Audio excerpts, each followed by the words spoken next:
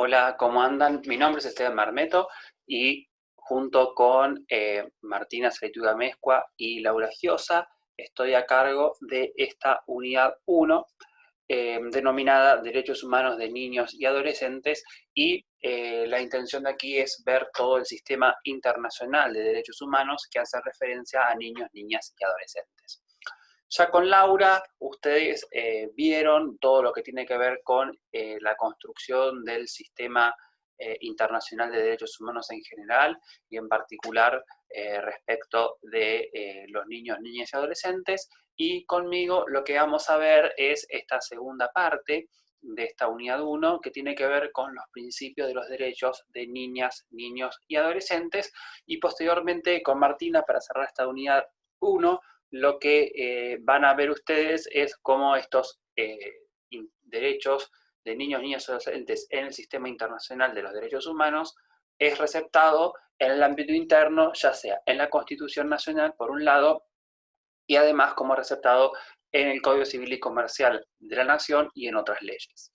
Bueno, yo por mi caso les pido disculpas, voy a detener el video porque me quedó el PowerPoint, el tema de las filminas me quedaron mal, entonces si pongo la cámara no vamos a poder ver el texto, así que les pido disculpas por esta cuestión. Bueno, antes de comenzar con el tema que aquí nos convoca, me parece importante primero traer algunos conceptos que ya han visto con Laura, pero que yo creo que va a ser necesario para poder comprender mejor esta unidad, por eso creo que es necesario recuperarlos. Por un lado estamos hablando de, obviamente, de niñas, niños y adolescentes, pero para hacer referencia a esta cuestión tenemos que tener en cuenta dos elementos importantes. Por un lado, lo que se denomina la protección especial y por otro lado, el Corpus Juris Internacional de Protección. Estas cuestiones son, a mi entender, sumamente importantes para poder comprender de una mejor manera todo lo que tiene que ver con el tema de los principios de derecho internacional de los derechos humanos, en particular respecto de niñas, niños y adolescentes, y es necesario, creo yo, tenerlos aquí presentes.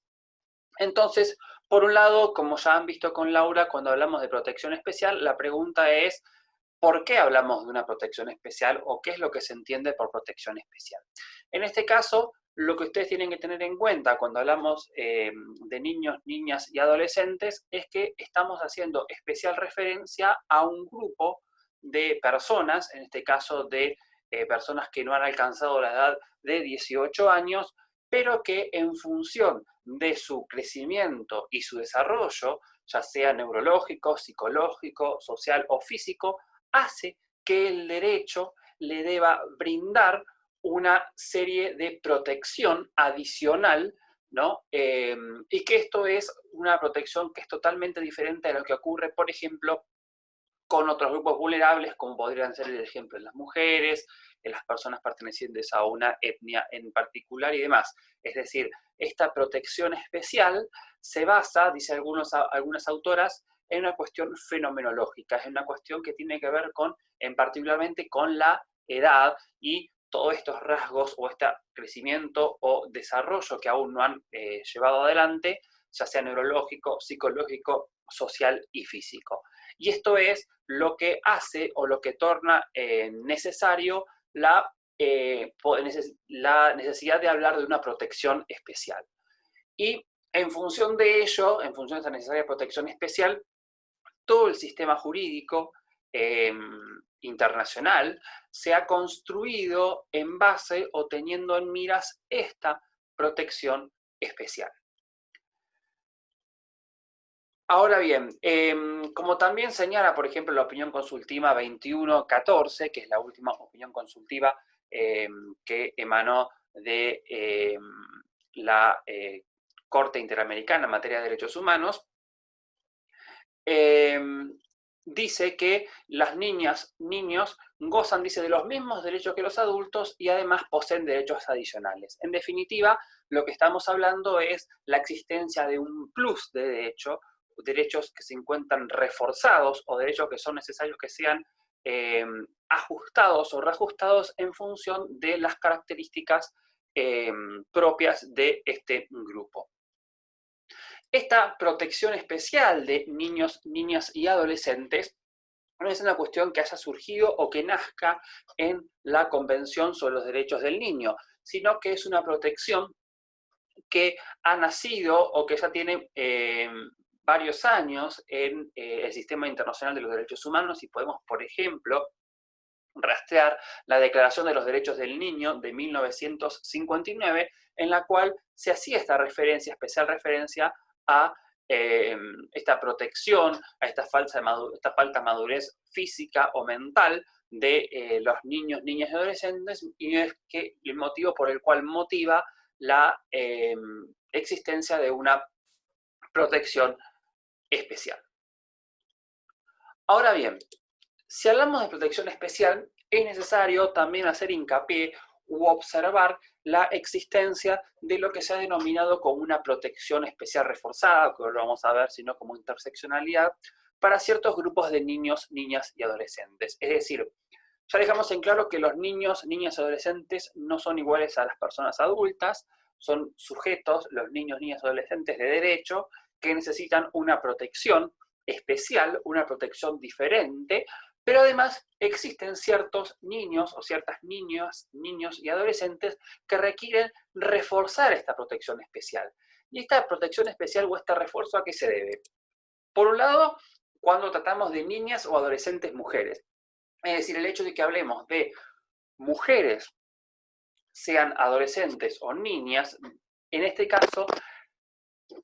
es importante o es necesario reforzar esa protección, es decir, dotar de un plus aún mayor de derecho, teniendo en cuenta de que se trata de un grupo perteneciente a un grupo que ha sido sojuzgado, un grupo que ha sido denostado durante muchísimo tiempo, durante muchísimos años, es una cuestión casi inmemorial, por lo cual es necesario dotarlo de este plus de derechos. Y esto lo podemos observar de manera clara en dos casos. Hay más, pero yo los quiero traer acá a colación, nombrárselos para que ustedes después, en todo caso, lo lean y lo observen, más allá de que algo vamos a ver. Son dos casos, el de niñas Jan y Bosico versus República Dominicana en el 2005, y el caso que es González y otras, que es conocido como Campo Algodonero, versus México, del año 2009. En estos casos son fallos de la Corte Interamericana en materia de derechos humanos, por lo que aquí este órgano jurisdiccional lo que ha sostenido es que se le debe proteger aún más en estos casos porque se tratan de niñas que son mujeres. Y como particularidad tiene este caso González, el de Campo Algodonero versus México, tiene la característica de que es el primer caso, valga la redundancia, en el cual la Corte Interamericana de Derechos Humanos aplica la Convención de Belén do Pará, la Convención de Belén do Pará, que trata específicamente respecto de la protección hacia las mujeres. Por lo cual, es importante tener en cuenta, cuando se tratan de niñas y adolescentes mujeres, que tenemos un plus, una protección especial que es aún reforzada. Ahora bien, esta protección reforzada, además, se puede ver en el caso de, por ejemplo, que se suscitó en la Corte Interamericana de Derechos Humanos, cuando se tratan de niñas o adolescentes mujeres, pero que además tienen un origen étnico en particular, por lo que hace que se le deba aún más reforzar esa protección. Se trata del caso Rosendo Cantú y otras versus México, en el cual habló en la Convención sobre una vulnerabilidad especial y esta protección reforzada. Por otro lado, también les quise traer, en el caso cuando se tratan de niñas, niños o adolescentes con discapacidad, acá la Corte Interamericana en materia de derechos humanos consideró en el caso Furlani Familia versus Argentina, es un caso en el cual Argentina ha sido condenada y es del año 2012, aquí la Corte Interamericana consideró que también, en caso de que tratemos de este caso era un niño, pero con discapacidad, es necesario reforzar la protección que se le debe a este colectivo. Y en este caso en particular, no solamente aplicó las normativas que ahora vamos a ver cuáles son, del Sistema Internacional de Protección de Derechos Humanos en cuanto a niños, niñas y adolescentes, sino que además aplicó la Convención sobre los Derechos de las Personas con Discapacidad. Es decir, aplicó la Convención sobre los Derechos del Niño, vamos a ver todo el Corpus Iuris, que algo ya han visto con Laura, pero vamos a volver a reforzarlo, ese tema, pero además aplicó la Convención sobre los Derechos de las Personas con Discapacidad. Entonces, me parece importante mostrar estas dos cuestiones como ante ciertas situaciones hay una protección especial que debe ser reforzada, o es lo que ha sido denominado en el caso González Luis como interseccionalidad. Obviamente que esta protección especial reforzada, acá muestro en este caso dos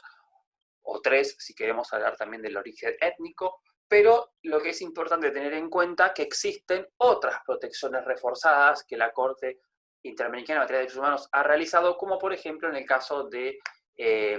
aquellas personas que carecen de recursos económicos, la indigencia y demás, en las cuales, bueno, se ha utilizado una protección aún mayor. Ahora bien, dijimos que otro concepto importante a tener en cuenta aquí es lo que se denomina el Corpus Iuris Internacional de Protección. ¿A qué nos referimos con esto? Nos referimos que particularmente este término lo ha utilizado la Corte Interamericana en materia de derechos humanos y ha dicho que cuando se trata de la violación,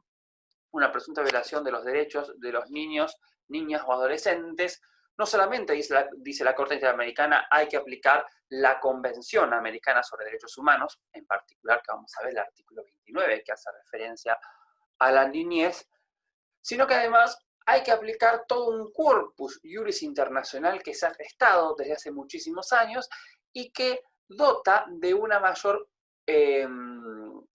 comprensión, dota de una mayor protección también, y es un criterio más hermenéutico que tiene que ver con la aplicación de la Convención sobre los Derechos del Niño y todas sus observaciones generales. Además, todo lo que tenga que ver con aquel soft law, que son lo que es denominado como derecho blando, que tiene que ver, por ejemplo, con aquellas declaraciones, como ya vimos la Declaración de los Derechos del Niño, establecida por la ONU, y también, por ejemplo, los principios que también ocupan lo que se denomina el soft law, por ejemplo, las 100 reglas de Brasilia, que son muy importantes, después ustedes la van a ver, algo con Martina, pero después la van a ver en las demás unidades de este curso, que también constituyen,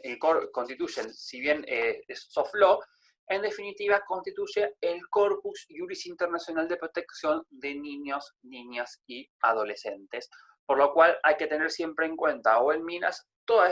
esta batería de normas para analizar en los casos en los cuales haya una presunta violación de los derechos de los niños, niñas y adolescentes. Después la vamos a ver, pero la primera vez que la Corte habla, la Corte Interamericana, digo, en materia interamericana en materia de derechos humanos, habla de la existencia de un corpus iuris comprensivo en materia de derechos humanos de niños, niñas y adolescentes, es en el caso de Niños de la Calle, que es Villagrán Morales y otros, versus Guatemala, en el cual tiene también la característica de ser el primer caso que llega a la Corte Interamericana en materia de derechos humanos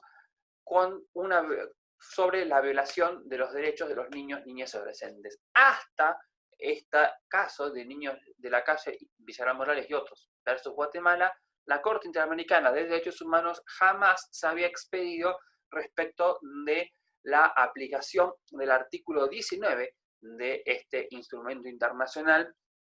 que como vamos a ver, es el que establece la protección especial a los derechos de los niños, niñas y adolescentes. Ahora bien, dicho esto, señalado o marcado esta importancia de tener en cuenta el principio de especialidad y este plus que se exige además cuando se tratan de ciertos niños, niñas o adolescentes pertenecientes a un grupo histórico que ha sido sojuzgado, en caso de mujeres, de personas con discapacidad, de pertenecientes a alguna etnia, y además la existencia o la necesidad de tener en cuenta un corpus iuris en materia de niños, niñas, adolescentes amplio, es decir, que vamos a abarcar todas, el soft law, vamos a abarcar las que tienen que ver con las convenciones en materia del sistema internacional universal y en materia del sistema internacional pero regional. Vamos a ir hacia lo que se denominan los principios que estructuran los derechos de niños, niñas y adolescentes, que es en definitiva el tema que hoy nos convoca. Esta clase en realidad está estructurada de la siguiente manera, es lo que a mí me pareció quizás más interesante o quizás lo más, me pareció a mí más, por ahí más sencillo para ustedes para poderle transmitir algo. Está dividido en, vamos a analizar estos 4 principios, pero vamos a analizarlo desde la óptica. Por un lado, desde el sistema internacional de los derechos humanos, del sistema universal particularmente. Entonces vamos a ver a la Convención sobre los Derechos del Niño como un instrumento fundamental o más importante. Y vamos a ver además las observaciones generales, como ustedes ya han visto con Laura, las observaciones, la Convención sobre los Derechos del Niño tiene un comité en el cual se dedica, entre otras cosas, ¿no?, además de recibir comunicaciones y demás, se dedica a emitir lo que se denominan observaciones generales. Estas observaciones generales tienen como característica, lo que buscan es interpretar, reinterpretar, ampliar o hacer aclaraciones respecto a los derechos que están establecidos en la Convención sobre los Derechos del Niño. Es importante esto tener en cuenta, que se da la interpretación respecto a, obviamente, a la Convención únicamente sobre los Derechos del Niño, y que cada convención en el sistema universal, por ejemplo, la Convención de los Derechos de las Personas con Discapacidad, por ejemplo, cada uno tiene su propio sistema, su propio comité para interpretar los lineamientos de cada una de las convenciones. Entonces, vamos a ver, por un lado, es el sistema universal. Entonces, repetimos con la Convención de Derechos del Niño, con las observaciones generales, y además vamos a ver cómo, por ejemplo, cada uno de estos principios, a grandes rasgos, se aplican además por ejemplo, estos principios, ¿no? Por ejemplo, cómo se aplican estos principios en la Convención de los Derechos del Niño y demás. Pero además vamos a ver cómo se aplican estos principios en el sistema regional, pero particularmente, por donde estamos nosotros ubicados, el sistema regional interamericano. Por lo cual vamos a analizar el principio del interés superior del niño, el derecho a ser oído, autonomía progresiva e igualdad y no discriminación también. Por un lado, en el instrumento más importante que tiene nuestro sistema regional de derechos humanos, que es la Convención Americana sobre Derechos Humanos. Vamos a analizar también cómo están aplicados o cómo se han interpretado estos principios en las jurisprudencia que ha dictado la Corte Interamericana en materia de derechos humanos, pero a su vez tampoco no hay que olvidarse que la Corte Interamericana en materia de derechos humanos no solo tiene una función del ámbito más jurisdiccional, sino que también tiene una función consultiva, por lo cual han dictado ciertas opiniones consultivas la Corte Interamericana en materia de derechos humanos, particularmente en el caso de derechos de niños, niñas y adolescentes, por lo cual va a ser importante también analizarlas. Y además vamos a analizar cómo, por ejemplo, en algunos tratados del sistema regional, como también estos principios han sido aplicados. Entonces, más o menos eso va a ser la estructura de lo que aquí sigue respecto a los principios. Entonces, antes de comenzar con los principios, es importante otra cuestión tener en cuenta, que estos principios, interés superior del niño, el derecho a ser oído o a ser escuchado, vamos a ver por qué, autonomía progresiva e igualdad y no discriminación, son principios que se encuentran íntimamente relacionados entre ellos. ¿Y esto qué tiene que ver? ¿Esto en qué significa? Que para yo poder hablar de un interés superior del niño o para una mejor aplicación del interés superior del niño o una correcta interpretación, aplicación del interés superior del niño, es necesario tener en cuenta el derecho a ser oído. Pero para yo poder llevar adelante el derecho a ser oído, es necesario también tener en cuenta la autonomía progresiva e interpretar todo desde el principio de igualdad y no discriminación. Entonces, ¿esto qué significa? Significa que para entender o para aplicar de manera correcta el interés superior del niño, debo tener, por otro lado, en cuenta el derecho a ser oído. Y yo no voy a tener una correcta aplicación de este principio del derecho a ser oído si yo no tengo en miras el interés superior del niño. Por lo cual vamos a ver cómo están entre estos, están íntimamente imbrincados estos principios. Dicho esto, y sin más dilaciones, vamos a empezar con el término interés o el principio interés superior del niño. Seguramente ustedes ya han escuchado hablar de este término, de este principio, un principio que ha sido por muchos autores o muchas autoras ha sido discutido. También tiene relación porque, bueno, estamos hablando de un principio, entonces, en definitiva, quienes por ahí tienen una postura filosófica respecto en contra de los principios, como puede ser quizá una posición más del lado del positivismo, como por ejemplo una escuela, una corriente filosófica, por ejemplo, los analíticos, lo que van a hacer es por ahí van a criticar este interés superior del niño porque se trata de un principio. Pero más allá de eso, este interés superior del niño tiene una gran recepción en materia de los derechos de niños, niñas y adolescentes, y es una mirada actualmente obligatoria si ustedes quieren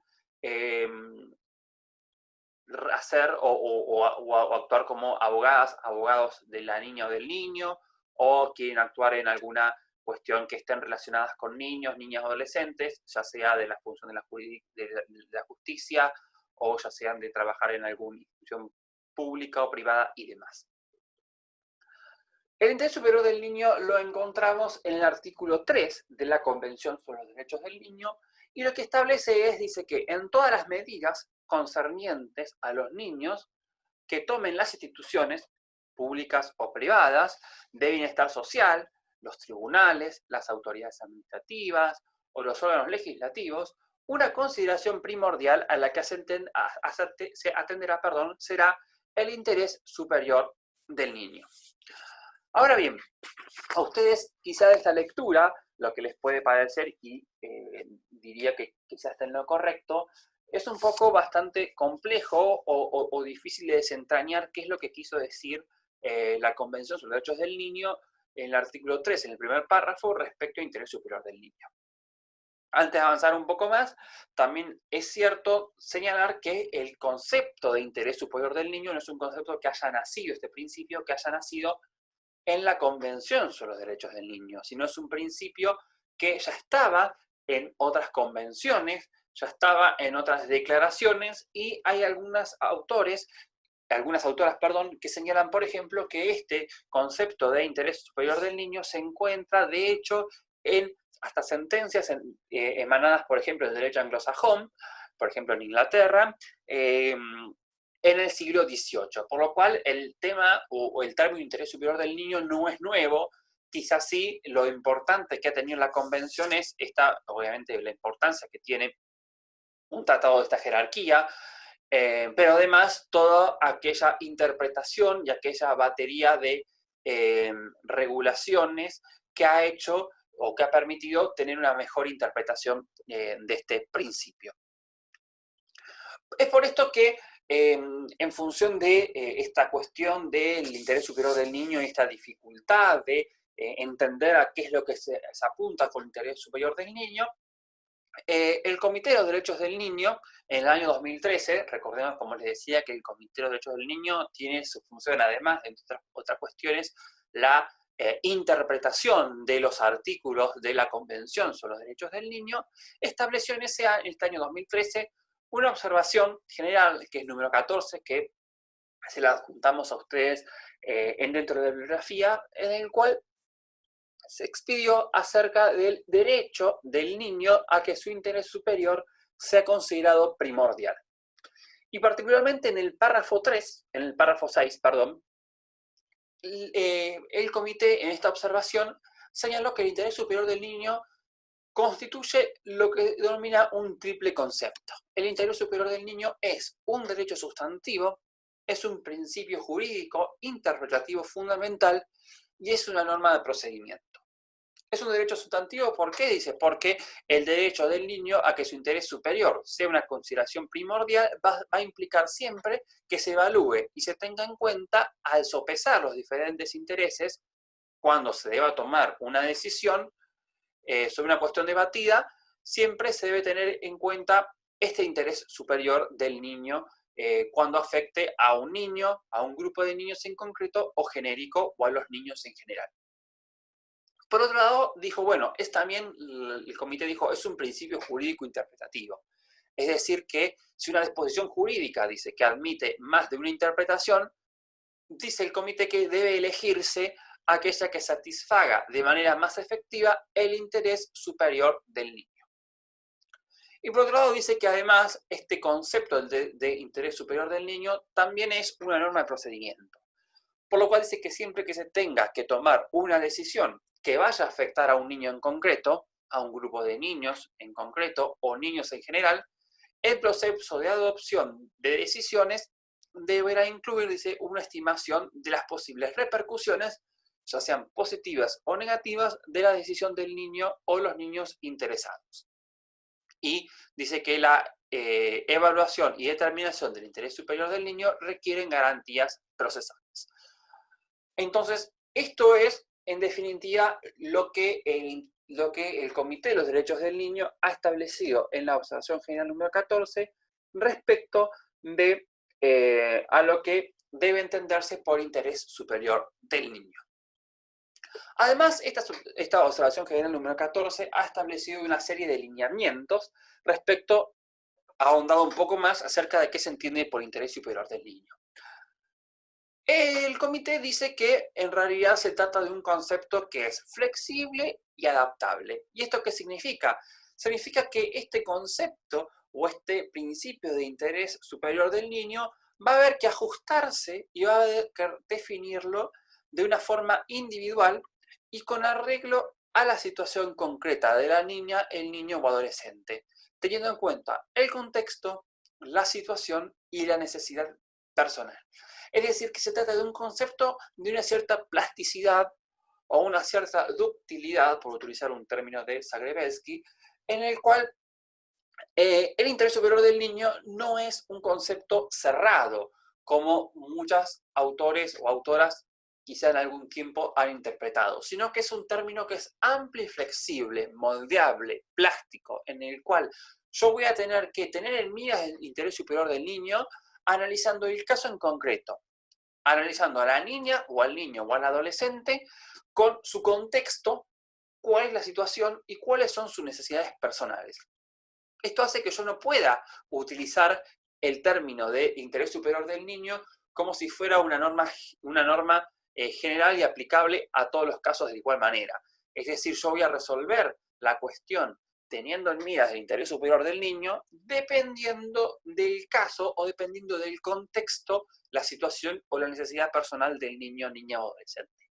Esto en realidad se encuentra o tiene fundamento, y es lógico si uno analiza, se tiene en cuenta que se trata de un principio. Y esto nos lleva a diferenciar los principios de las reglas. Cuando hablamos de principios y reglas, esta discusión eterna entre positivismo e naturalismo o positivismo y neoconstitucionalismo, por ejemplo,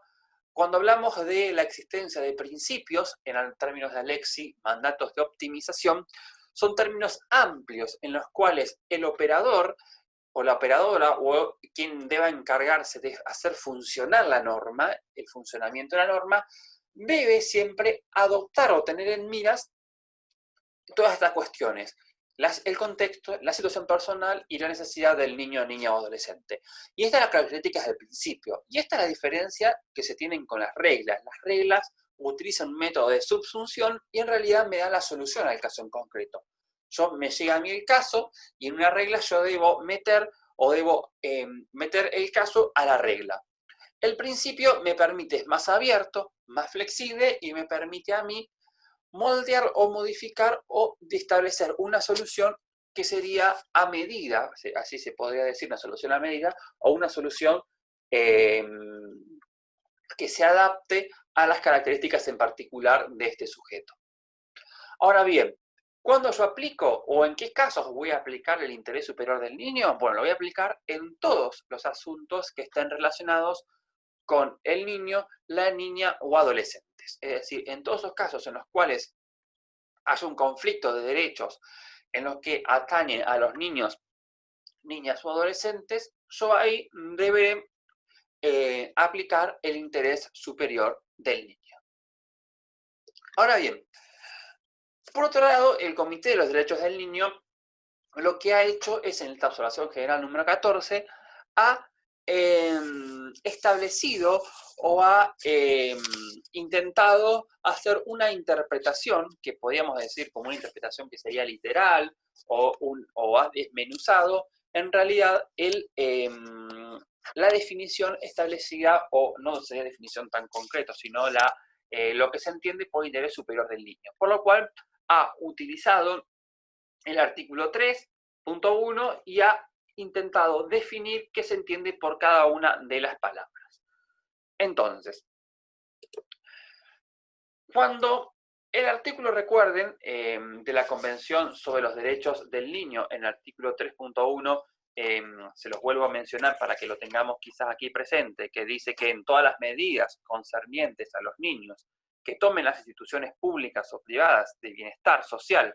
los tribunales, autoridades administrativas o los órganos legislativos, una consideración primordial a la que se atenderá, dice, será el interés superior del niño. Cuando dice el artículo 3.1, en todas las medidas, en este caso, el Comité de los Derechos del Niño dice que cuando habla de medidas no se incluye o no se habla solamente de todas las decisiones, sino se habla de todos aquellos actos, aquellas conductas, propuestas, servicios, procedimientos, ¿no?, en los cuales estén inmiscuidos los derechos de los niños, niñas y adolescentes. Es decir, que el término en todas las medidas debe tenerse en cuenta o verse no solamente de decisiones, sino de todos aquellos actos o conductas y demás. Además dice, bueno, en todas las medidas que sean concernientes a. Cuando se hablan que sean concernientes a, se está haciendo referencia a que a que afecten todas aquellas medidas a los niños, niñas y adolescentes. Es decir, que yo voy a aplicar el interés superior del niño cuando en todas aquellas medidas que sean aplicables de manera directa o de manera directa a los derechos de los niños, niñas y adolescentes, ya sea a un niño, ya sea a un grupo de niños, o ya sea a niños en general, o que, por ejemplo, repercuten a un niño en particular. Ahora bien,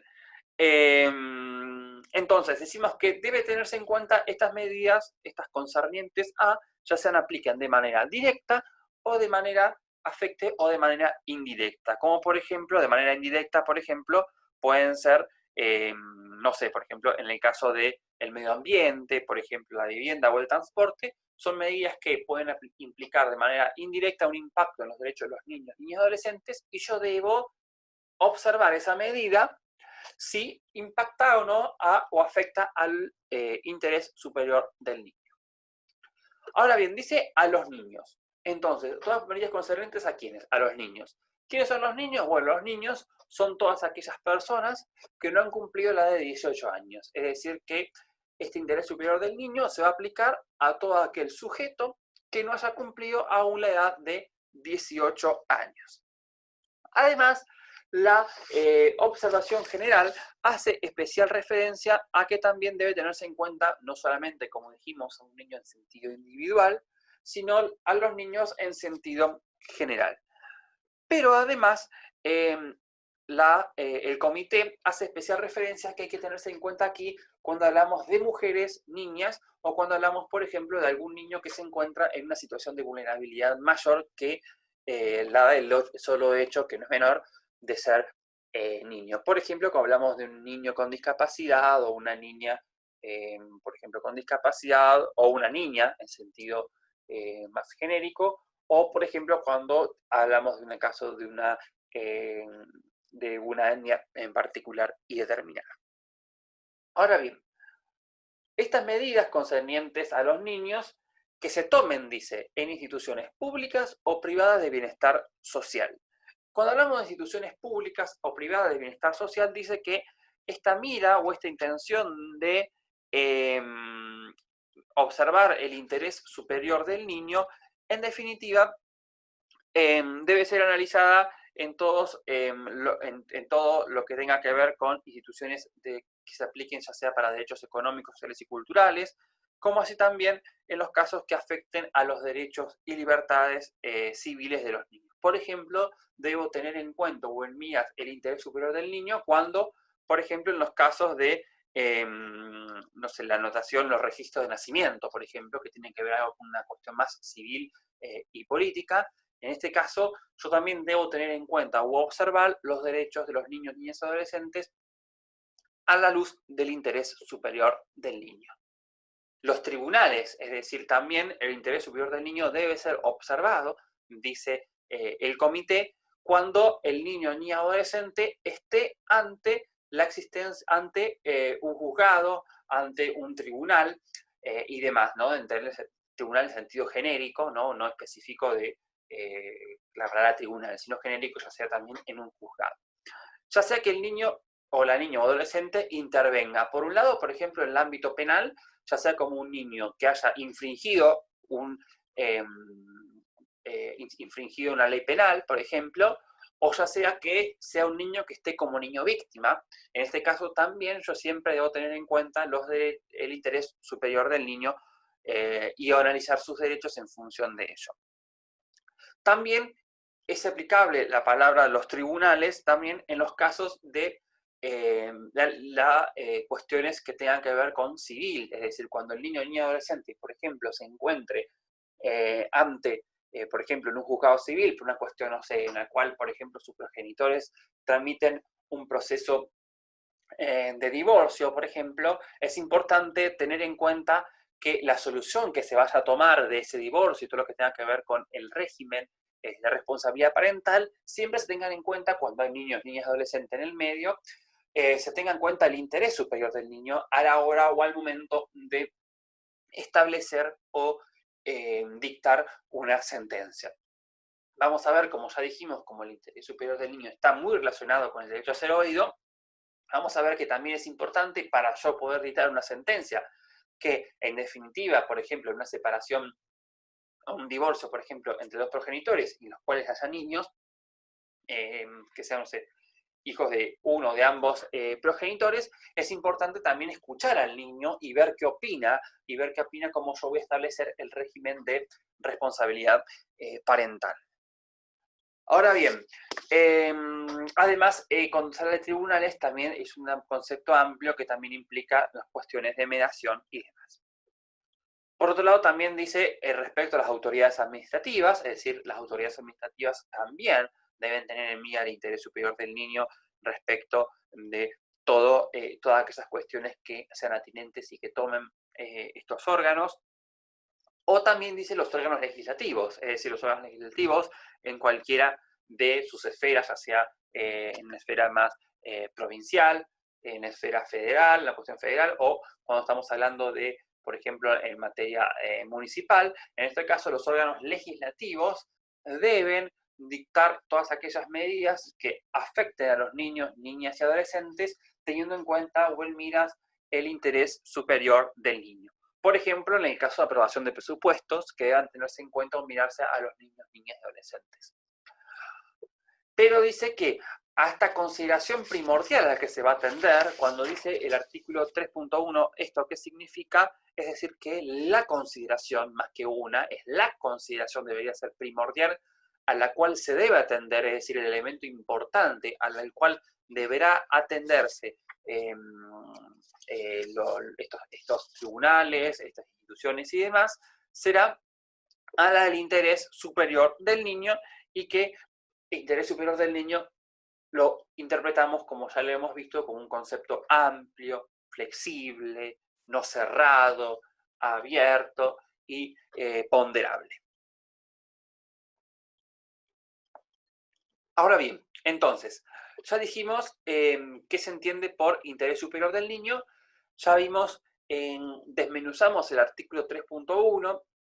de la Convención de los Derechos del Niño. Recordemos que todo esto estamos en el marco del sistema universal, estamos en el marco de la Convención de los Derechos del Niño y la interpretación que hace el Comité de los Derechos del Niño de este artículo,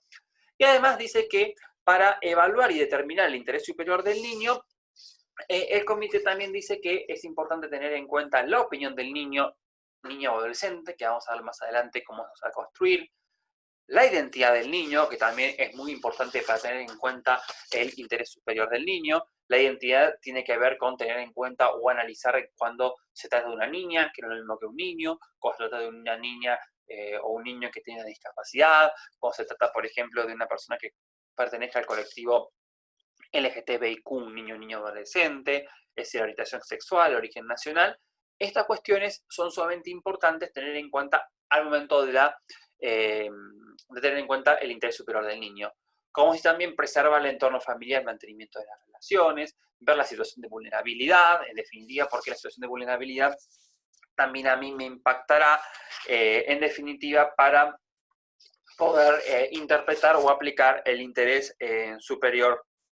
del niño. Como les decía, no es lo mismo un niño o niña adolescente con discapacidad que un niño o niña adolescente que no posee una discapacidad. Ahora bien,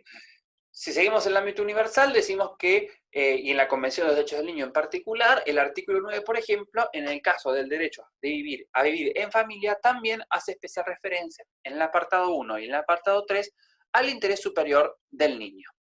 Como se también el 18, que yo lo dejo acá en el Power para que ustedes lo vean, en el caso de la adopción, que es fundamental, y demás, para que ustedes vean cómo el interés superior del niño es un eje transversal que va a correr sobre las vías de toda la Convención sobre los Derechos Niños, Niñas y Adolescentes. Dentro del sistema universal de derechos humanos continuamos allí, pero ya nos vamos de la Convención sobre los Derechos del Niño. Podemos decir que, por ejemplo, el interés superior del niño lo encontramos en el Pacto Internacional sobre los Derechos Civiles y Políticos, en el Pacto Internacional de los Derechos Económicos, Sociales y Culturales, la Convención sobre los Derechos de las Personas con Discapacidad y, por ejemplo, la Convención sobre la eliminación de todas las formas de discriminación contra la mujer, la CEDAW, de 1979, que en el artículo 5, en el artículo 16, hace referencia a el interés de los hijos. Finalizado este análisis en materia de interés superior del niño en el ámbito universal, vamos a ver qué ocurre en el ámbito regional, particularmente en el sistema interamericano. En este caso, el artículo que nos va a hacer una especial referencia al interés superior del niño es el artículo 19 de la Convención Americana sobre Derechos Humanos, en el cual establece que todo niño tiene derecho a las medidas de protección que su condición de menor requiere por parte de su familia, de la sociedad y del Estado. Es decir, la protección especial está establecida de manera específica en el artículo 19 de la Convención Americana sobre Derechos Humanos. Recuerden que la Convención Americana de Derechos Humanos es anterior a la Convención de los Derechos del Niño. La Convención Americana sobre Derechos Humanos es de 1969 y la Convención sobre los Derechos del Niño cumplió 30 años, así que el año pasado, así que es del 1989. Por lo cual, tengan en cuenta que la redacción es anterior, no obstante que es muy importante lo que dice, tengan en cuenta también que la redacción es anterior, por lo cual quizá algunas cuestiones, algunos términos pueda que no estén pulidas. Ahora bien, además se ha dictado, como ustedes recordarán, la Convención Americana sobre Derechos Humanos tiene un protocolo adicional que fue dictado en 1988, que es denominado el Protocolo de San Salvador, que hace referencia a los derechos económicos, sociales y culturales, y hay un artículo, que es el 16, que hace una especial referencia a el tema del interés superior del niño en el artículo, como le dije recién, en el 16. Como ya les mencioné antes, al principio de esta clase, la jurisprudencia de la Corte Interamericana de Derechos Humanos estableció en el caso Niños de la Calle, Villarán Morales y otros, versus Guatemala en el año 1999, interpretó por primera vez, acá lejos los hechos del caso, interpretó por primera vez qué significaba el artículo 19 de la Convención Americana sobre Derechos Humanos. Hasta esta fecha, hasta 1999, no había llegado en ningún caso a la Corte Interamericana en materia de derechos humanos por violación a los derechos de los niños, niñas y adolescentes, y nunca la Corte había interpretado el artículo 19. La Corte lo que dice es que en el caso de que sea un niño, niña y adolescente, dice que no solamente se viola la disposición expresa en el artículo 4 de la Convención Americana, es decir, no solo cuando hay una violación de los derechos de los niños, niñas y adolescentes, no solamente se viola el artículo específico de ese derecho, sino también se viola el artículo 19. Es decir, que el artículo 19 debe leerse en consonancia, como después vamos a ver más adelante, debe leerse en consonancia con el artículo 4, en este caso, porque era una violación específica a ciertos derechos, en este caso, de niños de la calle de Villarán Morales y otros. Es decir, que la violación de los derechos de los niños, niñas y adolescentes no solamente se ciñe en el artículo 19, sino debe hacerse una lectura transversal de los otros derechos que se encuentran violados o vulnerados. Otro caso importante, hay varios, después de el caso que vimos anterior sobre niños de la calle, pero otro caso que me pareció quizá interesante para traer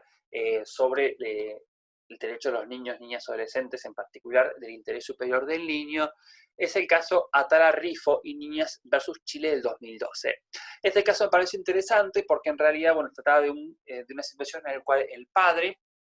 fue hacia los tribunales de Chile con la intención de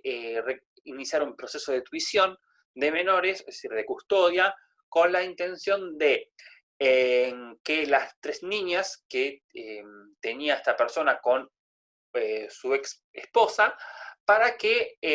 estas niñas quedaran bajo custodia de este padre, porque la madre, esta ex esposa, tenía una relación amorosa y sentimental con otra mujer, y que consideraba que esta relación de una persona lesbiana, esta orientación sexual de ella y de su pareja, le producía un daño a las niñas, por lo cual lo que él solicitó es, bueno, vamos a sacarle la custodia a la madre de estas chicas, a Atala Rifo, es decir, a la ex esposa de este señor, y que las niñas queden o que queden bajo la custodia, también vamos a ver el término que está en el fallo, queden bajo la custodia del padre. Ante esta cuestión, la Corte Suprema de Chile le dio el visto bueno al padre hasta el despedido y le retiró la custodia de las niñas a la madre y se la dejó al padre. Frente a esto, Atala Rifo interpuso o fue hasta la Corte Interamericana en materia de derechos humanos, consideró que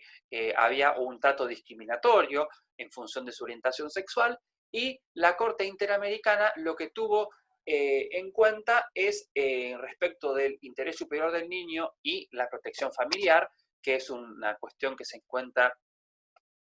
íntimamente relacionada. Lo que dijo es que no se puede mirar el interés superior del niño a la luz de cuestiones, sesgos discriminatorios. Es decir, si yo quiero basarme en el interés superior del niño para proteger a estas niñas, en este caso, ¿no? Porque en la protección familiar, porque, por ejemplo, la madre, porque considero que la madre no es la persona idónea para que sea que tenga la custodia de las niñas, yo no debo basarme en cuestiones estereotipadas, presunciones basadas y discriminatorias basadas en su orientación sexual, sino yo lo que debo mirar es los posibles daños reales y probados y no especulativos, como por ejemplo puede ser la orientación sexual, sino reales y probados, de que estas niñas, por ejemplo, era incorrecto o era dañoso para ellas que estuvieran bajo la custodia de las madres, de la madre. En este caso, es decir, que yo no puedo basar o utilizar el interés superior del niño para hacer estereotipos o generar discriminaciones hacia las personas. Es decir, yo debo señalar que el interés superior del niño me indica que estas niñas no debían estar con su madre porque su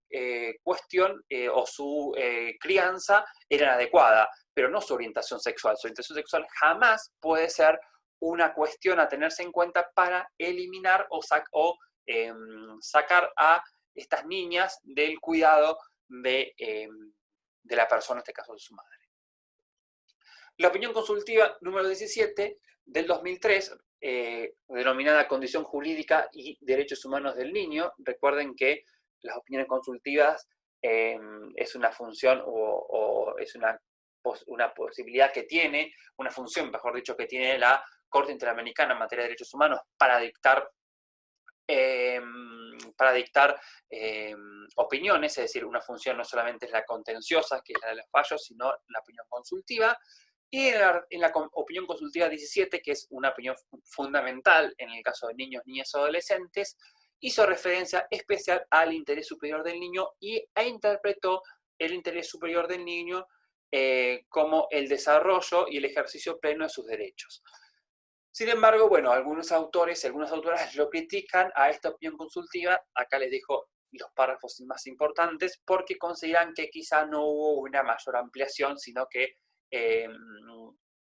redundó en lo mismo que estaba establecido en la Convención Americana sobre Derechos Humanos, o lo mismo que decía la Convención sobre Derechos del Niño. No hizo una ampliación mayor, como muchos años después sí la hizo en otra esfera el Comité de los Derechos del Niño en la observación general número 14. Y por otro lado, acá les dejo, por el tiempo no vamos a leerlo, pero otros instrumentos internacionales regionales en los cuales se ha hecho especial referencia a la aplicación del interés superior del niño. Visto esto, visto el interés superior del niño desde el ámbito regional y visto desde el ámbito universal, estamos en condiciones de pasar hacia el otro principio, que es el derecho a ser oído. Frente a este término, el derecho a ser oído, particularmente a mí me parece, y que quizás, y un poco también siguiendo lo que dice la comisión, lo que dice una observación general, que ahora vamos a ver las 12 del comité, quizá es más importante o me parece mejor hablar del derecho a ser escuchado que el derecho a ser oído. Por una cuestión terminológica, el derecho a ser oído implica más una actitud pasiva respecto a la persona que va a escuchar. En cambio, cuando hablamos del escuchar, el término específico escuchar, implica prestar atención, implica que la persona que está oyendo lo que la otra persona dice se involucre. En cambio, el término oído, yo te oyo, en realidad estoy haciendo una especial, no estoy haciendo una vinculación, no existe, terminológicamente no hace una referencia a un feedback entre emisor y receptor. Por lo cual, y atento a lo que apunta esta cuestión, me parece que el derecho a ser escuchado es quizás el mejor término. El derecho a ser oído, el derecho a ser escuchado, pero el derecho a ser oído, como así lo establece la Convención de los Derechos del Niño, está establecido en el artículo 12 de este instrumento internacional, y en el cual dice que los Estados partes deben garantizar al niño que esté en condiciones de formarse un juicio propio, el derecho de expresar su opinión libremente en todos los asuntos que afectan al niño, teniendo debidamente en cuenta las opiniones del niño en función de la edad y madurez del niño. Y el inciso 2 dice que con tal fin se dará en particular al niño la oportunidad de ser escuchado en todo procedimiento judicial o administrativo que afecte al niño, ya sea directamente o por medio de un representante de un órgano apropiado, en consonancia con las normas de procedimiento de la ley nacional. Estos dos artículos lo vamos a ver ahora como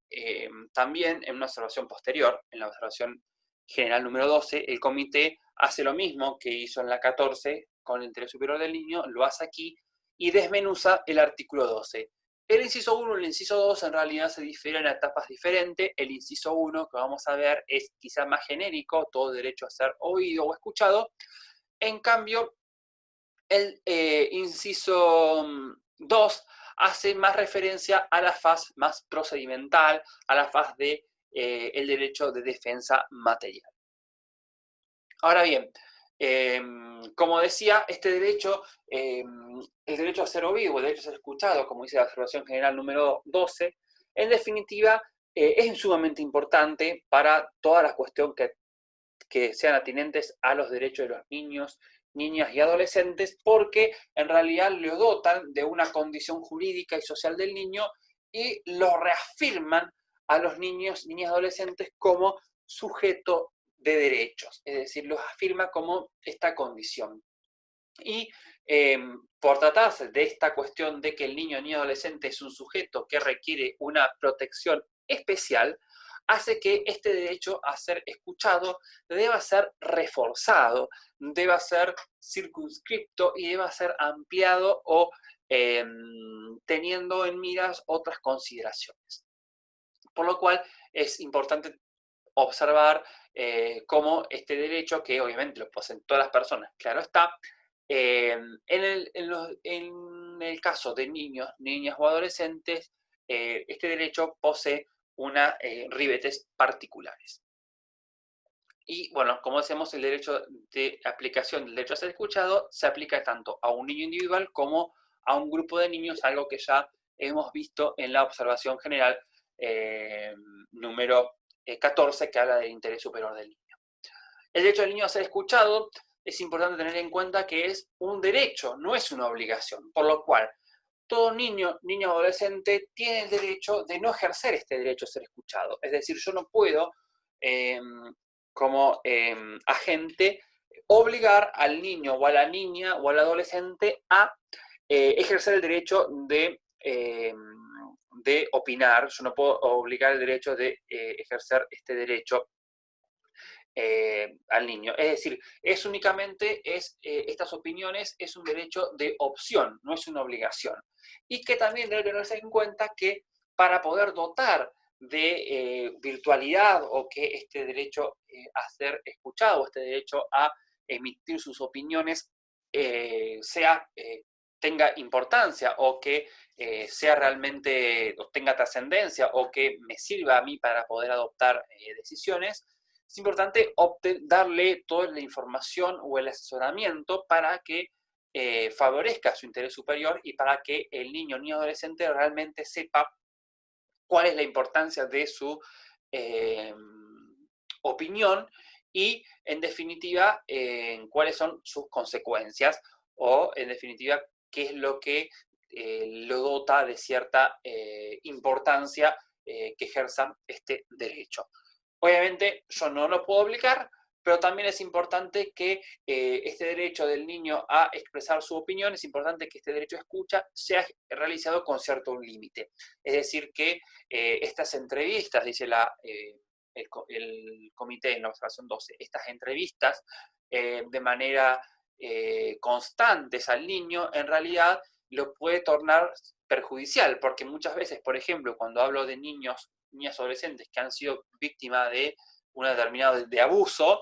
entrevistarlos en demasía, más allá de lo necesario, lo tornan o lo que generan, lo que provocan es que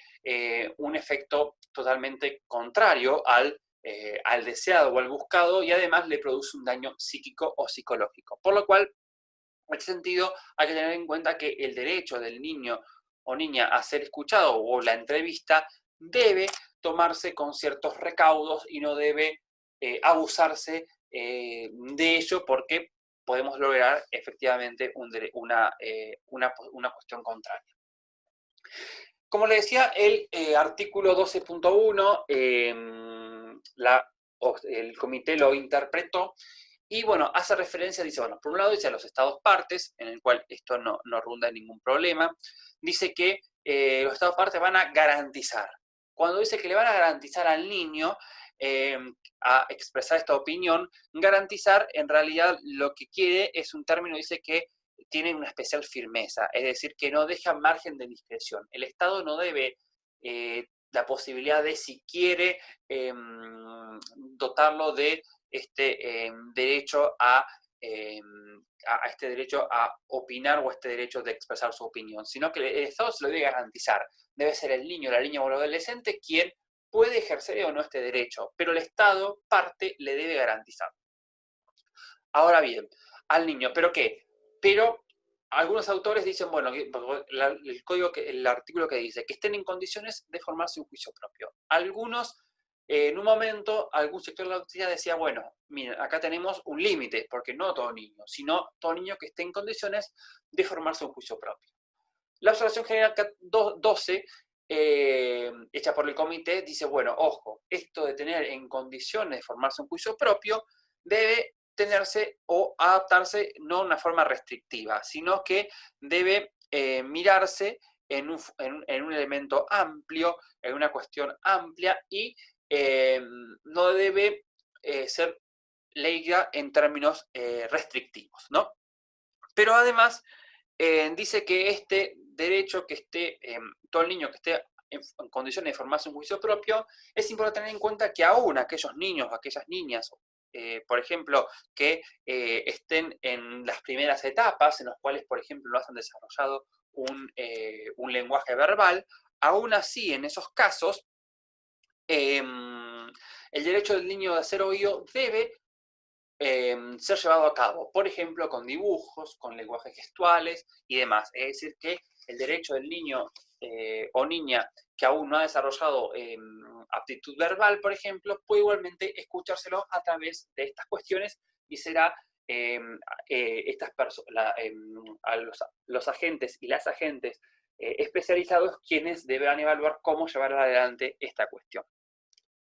Ahora bien, dice que le va a garantizar al niño que esté en condiciones de formarse un juicio propio el derecho de expresar su opinión libremente. Este derecho de expresar su opinión libremente, en definitiva, dice que debe tener el término libremente, ¿no? Implica que no debe ser establecido, como ya vimos, de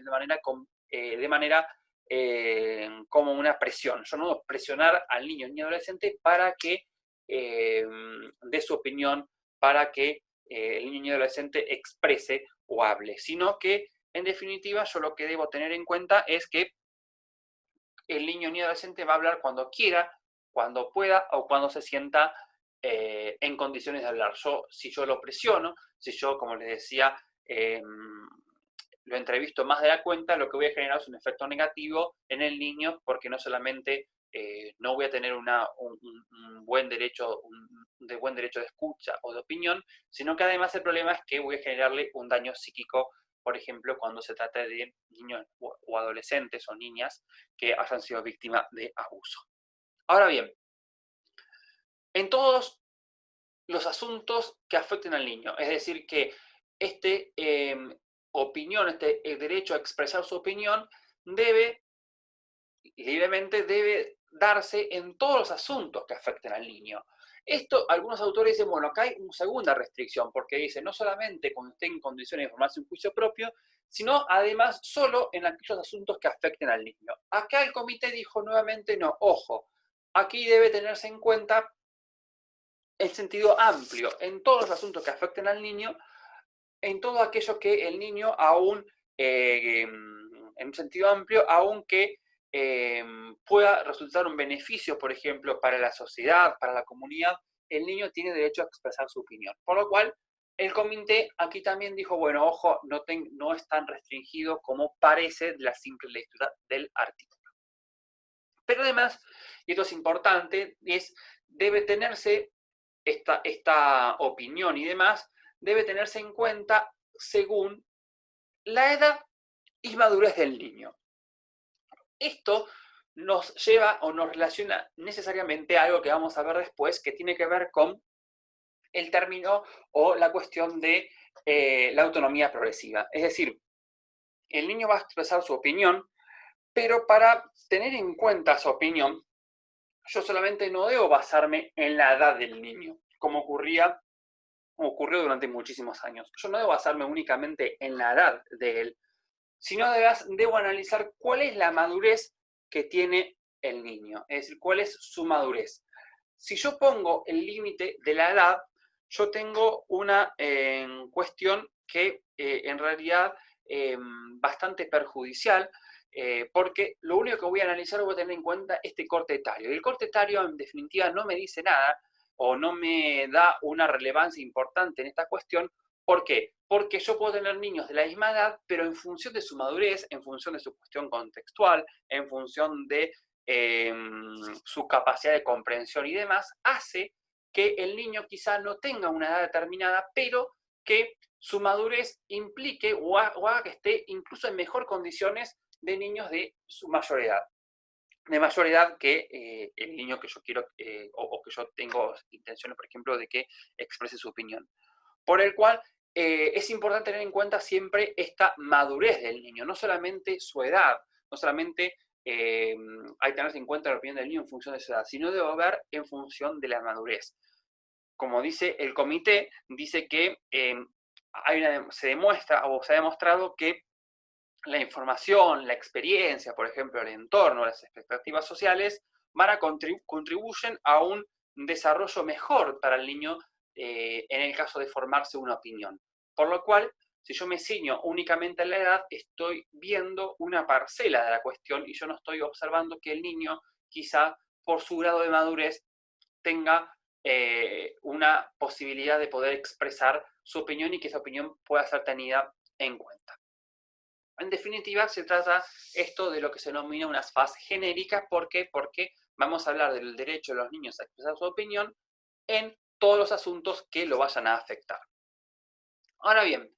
por otro lado, vamos a hablar del artículo 12.2, que hace especial referencia a los derechos de los niños, niñas y adolescentes en el caso del derecho a ser escuchado, pero en todo procedimiento judicial. Entonces dice que se va a dar la oportunidad, la particularidad del niño de expresar, de ser escuchado, en todo procedimiento judicial o administrativo que afecte al niño. Acá volvemos a lo que se dijo en la observación general número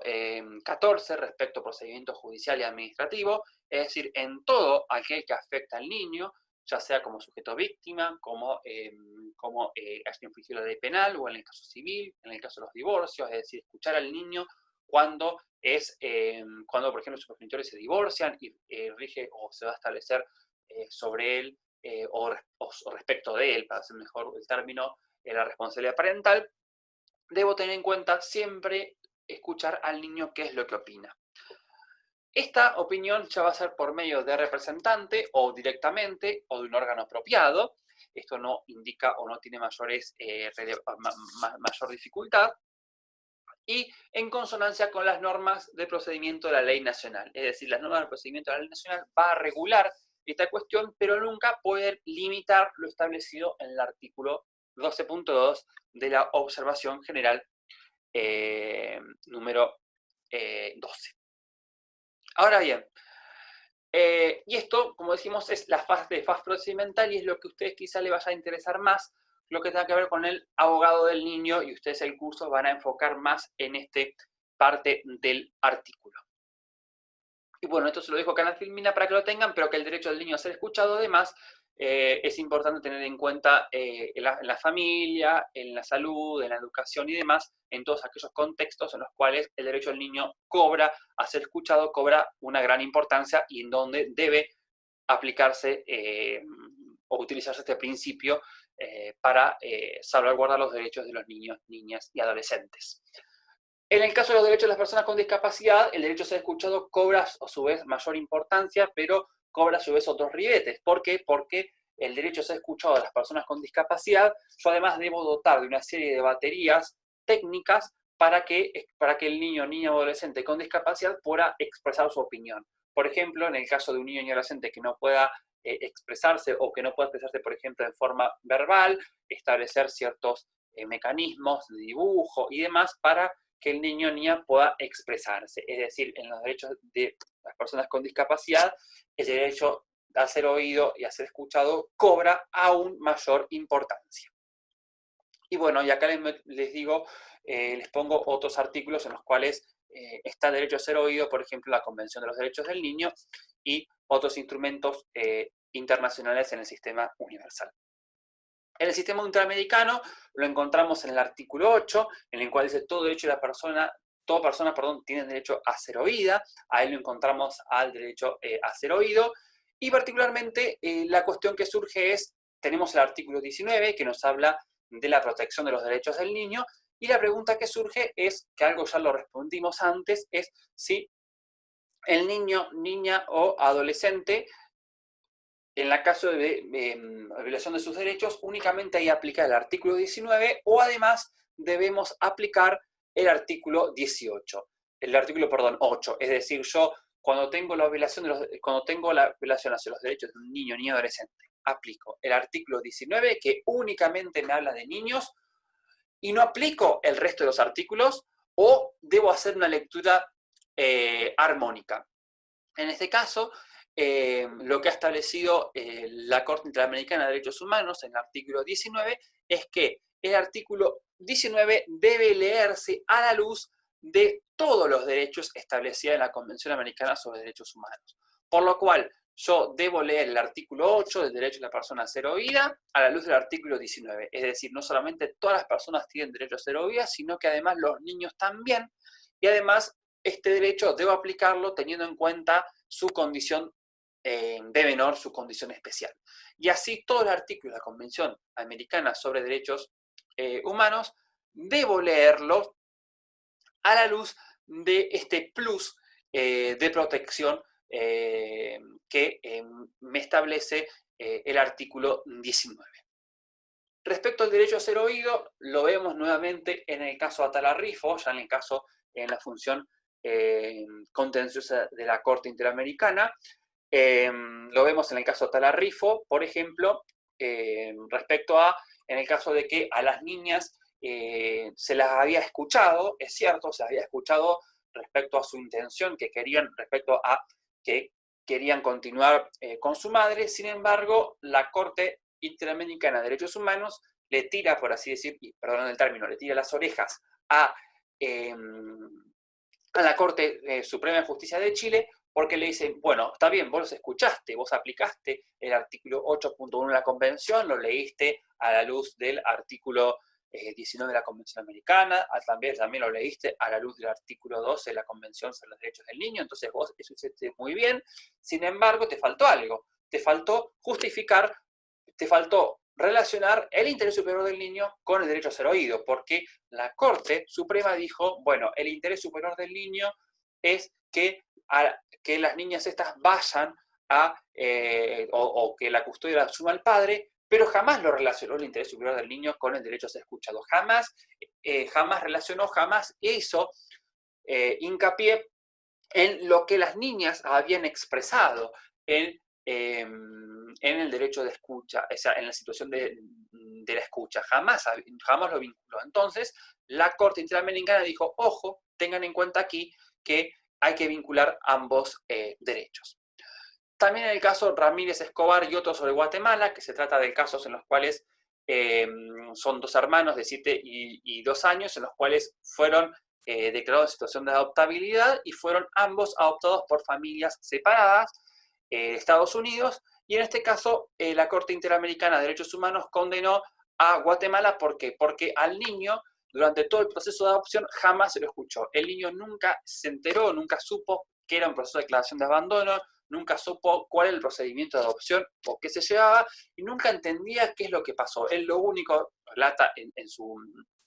él relata en su declaración, que está en la sentencia, si alguno lo quiere, alguno lo quiere leer, lo único que él veía cuando estaba en esta institución era que entraba y salía del hogar gente y recogía a ciertos niños, y estos niños nunca más regresaban al hogar. Él lo único que veía. Jamás él había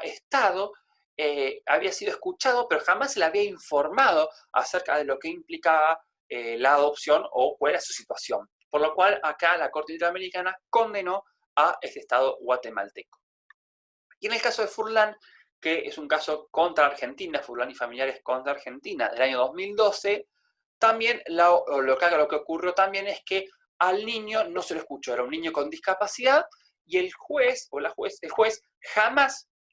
escuchó al niño, a pesar de haber comparecido personalmente 2 veces en las audiencias, jamás la jueza jamás escuchó al niño. Es más, la jueza jamás se enteró que el niño tenía una discapacidad. Por lo cual, acá también se condenó la Corte Interamericana a Argentina, a nuestro Estado, por haber vulnerado el derecho a ser escuchado y que su opinión sea tenida en cuenta. La opinión consultiva número 17, que la opinión consultiva que ya vimos que establece la Corte Interamericana en materia de derechos humanos, también hace una especial referencia a el derecho de los niños y adolescentes a ser escuchados y lo vincula con la autonomía progresiva. Ahora bien, entonces, ¿qué es la autonomía progresiva? Venimos hablando un montón de autonomía progresiva y ahora, ¿qué es la autonomía progresiva? La autonomía progresiva, en realidad, tiene una característica esencial y está, como dijimos, muy vinculado con el derecho de los niños y adolescentes a ser escuchados. Esto, cuando hablamos de la existencia de este grado de madurez suficiente para expresar su opinión, para que su opinión sea tenida en cuenta, este grado de madurez suficiente, en este caso hablamos de una autonomía progresiva. Estamos haciendo referencia a ello, a este grado de madurez, esta autonomía, eliminar este valladar rígido que me pone la edad. Yo no me puedo ceñir por la edad de los niños para que su opinión se tenga en cuenta. Yo debo analizar su opinión en función de su grado de madurez. Esto se encuentra establecido específicamente en el artículo 5 de la Convención de los Derechos del Niño, además del artículo 12 que ya vimos, en la convención del Comité de los Derechos del Niño, con la observación 12 además, pero en el artículo 12 de la Convención sobre los Derechos del Niño, pero además se encuentra establecido en el artículo 5, en el cual dice que los Estados partes respetarán las responsabilidades, los derechos, los deberes de los padres, o en su caso, de los miembros de la familia ampliada o de la comunidad, o según establezca la costumbre local, de los tutores u personas encargadas legalmente del niño, de impartirle en consonancia con la evolución de sus facultades, dirección y orientación apropiada para que el niño ejerza los derechos reconocidos en la presente convención. Por lo cual, en este caso, como dice Silvia Fernández en este artículo, dice que de aquí lo que se extrae son una doble consideración. Por un lado, dice que la convención va a validar las responsabilidades, derechos y deberes de los padres o de las personas encargadas del cuidado, recuerden, en la primera parte del artículo 5. Sin embargo, dice, pero que además va a armonizar el ejercicio parental, según el grado de desarrollo, la autonomía y la evolución del hijo, teniendo en cuenta siempre el ejercicio personal por parte de los derechos que le han sido reconocidos en el ordenamiento. Por lo cual, es importante siempre tener en cuenta esto, ¿no? Que si bien se establecen los derechos y deberes de los padres, de los progenitores, por otro lado, hay que armonizarlo a esta responsabilidad parental según el grado de desarrollo, autonomía y evolución del hijo. Entonces, y estas facultades, esta evolución de las facultades, dice Lamson en este libro que fue acompañado en la bibliografía, hay que tener en cuenta esta mirada de esta participación que sea esta cuestión evolutiva, emancipadora o protectora, entendiendo como evolutiva, es decir, reconocer en definitiva en qué medida la realización de sus derechos que están enunciados en la Convención van a promover a su desarrollo, emancipadora, en definitiva, la intención de respetar sus capacidades y transferir a los adultos toda aquella competencia que no le corresponda a los niños en función de su grado de madurez, pero además protectora, es decir, que admitir que sus facultades se siguen desarrollando durante la vida. Entonces, mirar la autonomía progresiva desde ese lado, pero tener en cuenta de que yo no puedo ceñirme únicamente a una edad fija y estable, sino debo tener en cuenta, cuando miro los derechos de los niños, niñas y adolescentes, cuál es el grado de madurez y cuál es su capacidad o su competencia, por así decirlo, su competencia, que es un término que viene en la bioética, pero que está relacionado con ellos. Dejo el concepto de capacidad clásico de la división etaria fija, que sirve para el derecho, pero en estas cuestiones también miro no solamente la edad, sino miro su madurez suficiente. La observación general número 7 de realización de los derechos del niño en la primera infancia hace referencia respecto a la adquisición progresiva de los derechos de los niños, niñas y adolescentes, por lo cual, por eso ya hablamos de niños, niñas y adolescentes. Si hablamos de niños, niñas y adolescentes, dividimos entre adolescentes y niños, aunque sea el término, la cuestión terminológica, es porque no es lo mismo un adolescente o un adolescente que un niño o una niña. En definitiva, por ejemplo, este es un claro ejemplo para que ustedes vean cómo es importante tener en cuenta esta cuestión. Y que el derecho al autodesarrollo, como decíamos, está relacionado con la autonomía progresiva. La observación general número 12, ya la vimos cómo también garantiza este derecho a ser escuchado y que sean tenidas en cuenta sus opiniones en función de su madurez. Bien, y además, bueno, que no debemos ceñirnos únicamente a la edad biológica, eso más o menos es lo que estuvimos viendo.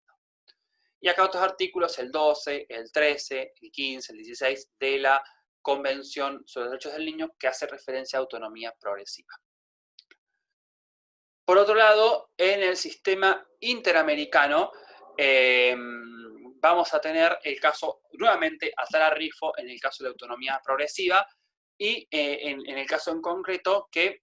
la Corte reafirma este derecho que tienen las niñas, en este caso niñas, bien digo, a expresar su opinión teniendo en cuenta su grado de madurez y que en definitiva logra una mayor autonomía personal la existencia de la autonomía progresiva. Y la opinión consultiva 17 de la Corte Interamericana en materia de derechos humanos también hace en el párrafo 101 y 102, hace especial referencia a la autonomía progresiva teniendo en cuenta la participación de sus condiciones específicas y demás. Y dice algo que me parece importante, que dice la capacidad de decisión de un niño de 3 años no es igual al adolescente de 16. Por lo cual es importante también tener en cuenta siempre o mirar este grado de madurez más allá de la diferencia de edad. Por último principio, vamos a ver qué es el de igualdad y no discriminación. Este principio de igualdad y no discriminación es un principio sumamente importante, es un principio que está establecido en innumerables tratados, innumerables convenciones, por un término similar, y en declaraciones. Está establecido este principio de igualdad y no discriminación. Pero este principio de no discriminación nos lleva a hacernos preguntas cuando hablamos de niños, niñas y adolescentes. O por lo menos a mí se me ocurrieron para compartirles dos. Por un lado es la pregunta de si es discriminatoria la distinción entre personas adultas y niños, o niñas, o adolescentes. Es decir, si yo digo que todos somos libres e iguales, ¿es discriminatorio entonces hacer una distinción entre personas adultas o niños? Bueno, en definitiva, por lo que estuvimos viendo, no es discriminatoria. ¿Por qué? Porque los niños, niñas y adolescentes se les debe una protección especial. No es que los niños o niñas adolescentes tienen menores derechos que las personas adultas. Tienen los mismos derechos, más un plus de protección, una protección diferente, ¿basada en qué? Basada en este grado específico que tienen ellos de desarrollo. Y por otro lado, la otra pregunta es acerca de, bueno, entonces decimos que no es discriminatoria la distinción entre personas adultas y niños o niñas. Entonces, la otra pregunta, ¿es discriminatoria establecer una distinción entre niños varones y niñas mujeres? Acá lo que nos surge la idea es de la existencia de lo que se denomina discriminación estructural. Ustedes tienen un texto de Saba que les habla sobre este tema, es interesante, se los recomiendo. Además, Saba tiene un libro que se llama Más allá de la igualdad formal ante la ley. Si quieren, es un libro interesante para consultar y que nos habla de esta cuestión de esta distinción entre igualdad y no discriminación, pero sobre todo la discriminación estructural. ¿Y qué nos dicen? Nos dicen, bueno, que en definitiva no es discriminatorio establecer la distinción entre niños o niñas. ¿Por qué no es discriminatorio? A la luz de la discriminación estructural, porque en definitiva las niñas pertenecen las niñas mujeres pertenecen a un grupo que ha sido un colectivo, que son los colectivos de las mujeres, que han sido denostados, que ha sido sojuzgado durante muchísimos años, por lo cual es necesario establecer medidas positivas para que romper con esta discriminación que han sufrido durante muchos años. Por lo cual, la distinción entre niños y la distinción entre niñas, desde la discriminación estructural, desde esta cuestión de la desigualdad desestructural, no tiene o no rompe con la igualdad y no discriminación. Entonces, por eso nos llevo, como marqué acá en el PowerPoint, a hacer la diferencia entre igualdad y no discriminación y discriminación o igualdad como no sometimiento. ¿Y esto por qué es importante? Porque si uno o leemos el artículo 2, por ejemplo, de la Convención sobre los Derechos del Niño, vamos a ver cómo quizá del inciso 1, como también se replica en un montón de tratados, estos artículos sobre la discriminación, en definitiva, de una lectura por ahí más únicamente ceñirnos en el artículo, vamos a ver que se hace especial referencia a la distinción entre en una igualdad y no discriminación, ¿no? En una distinción más razonable. Sin embargo, estos artículos han sido actualmente analizados o han sido vistos, particularmente desde la Convención, desde la Corte Interamericana en materia de derechos humanos, ha sido visto desde una desigualdad estructural. Ha sido visto, está bien, no se puede hacer distinción, pero cuando existen grupos sojuzgados, grupos que han sido igualmente discriminados durante muchísimos años y en el cual es necesario que se hagan o es necesario que se los proteja de una determinada cuestión, ¿no? Por cuestiones de ausencia de privilegios, en este caso es necesario hacer una distinción y dotarle de un plus, una mayor protección. Entonces, debemos leer a la igualdad y no discriminación, me parece a mí, actualmente en los términos o a la luz de la desigualdad estructural. Hay un ejemplo que pone Saba que me parece muy elocuente. Él habla de, por ejemplo, él pone un caso que ocurrió en Estados Unidos, en el cual dice, bueno, que lo que ocurría es que muchas veces para un concierto elegir personas que tocaran instrumentos, lo que ocurría muchas veces es que no se elegían a las mujeres, se elegían a los varones. Entonces, ¿qué ocurría? Entonces, ¿qué dijeron? Bueno, para evitar esto, el ejemplo que ponen dice, bueno, pusieron una mampara,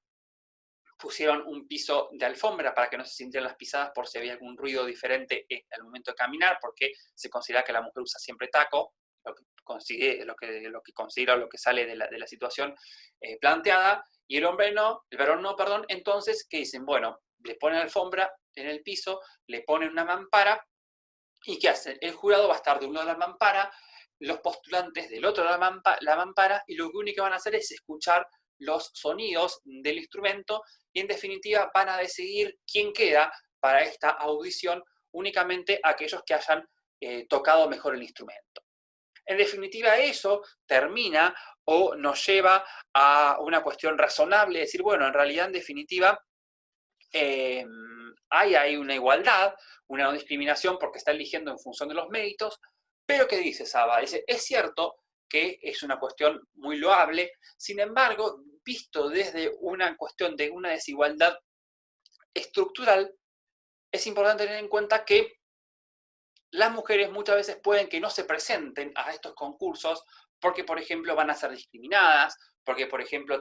hay una distribución patriarcal en la cual la mujer se tiene que quedar en el hogar al cuidado de los hijos, por lo cual dice, bueno, no basta solamente con esta mampara, sino es necesario establecer, es necesario generar ciertas prácticas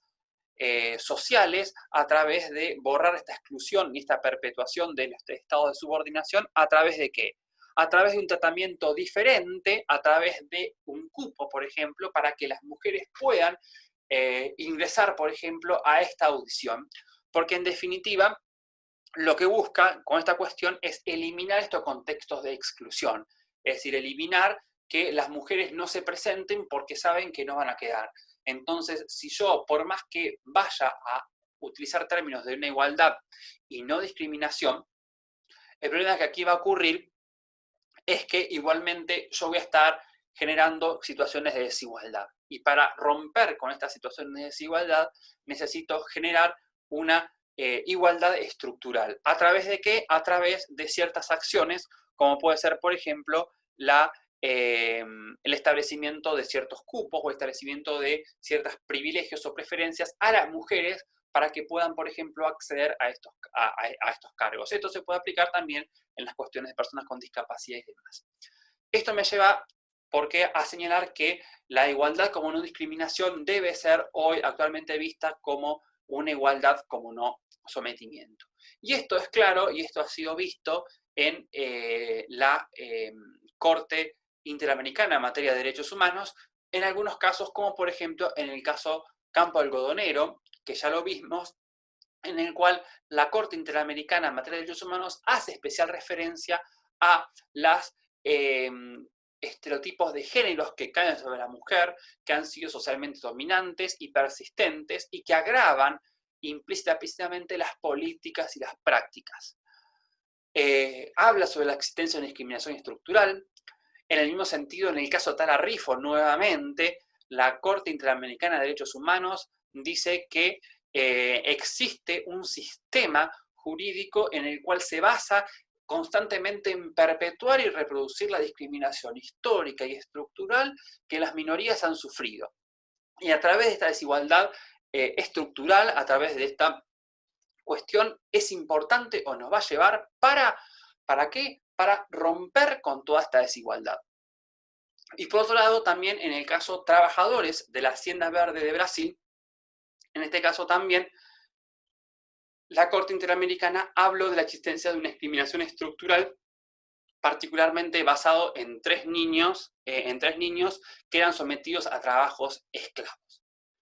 Es importante tener en cuenta que la Corte Interamericana de Derechos Humanos consideró que la igualdad y no discriminación es ius cogens. ¿Y esto qué significa? Que son reglas insoslayables que los estados no pueden dejar de aplicar. Por último, acá le dejo a la Comisión Interamericana de Derechos Humanos, que emitió un informe en el cual habla de la existencia de una discriminación estructural por parte de hacia las mujeres, y la opinión consultiva número 17, que nos habla de la existencia de la necesidad de la igualdad como no discriminación. Así que bueno, por mi parte, esta es toda la clase, y bueno, les agradezco que estén escuchando, y bueno, cualquier duda o consulta la vemos después. Bueno, muchas gracias.